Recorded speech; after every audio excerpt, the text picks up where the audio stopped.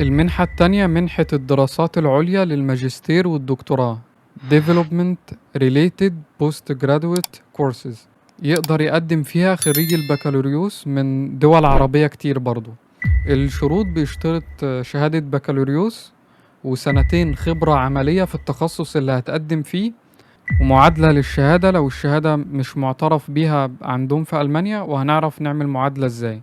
المميزات اللي بتقدمها المنحة بدل أو مصروف شهري 992 يورو في الشهر ده للماجستير، و1300 يورو في الشهر للدكتوراه، وتأمين صحي، وبدل سفر يغطي تكاليف السفر. وأحيانا بعض الجامعات في ألمانيا بتدي بدل عائلي، يعني تقدر تاخد معاك أسرتك مراتك وولادك وتصرف عليهم من البدل العائلي ده.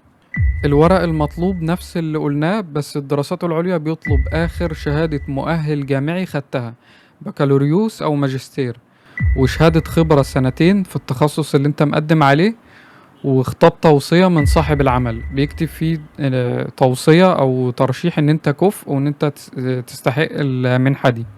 وحاجة اسمها ريسيرش بروبوزال أو خريطة بحث.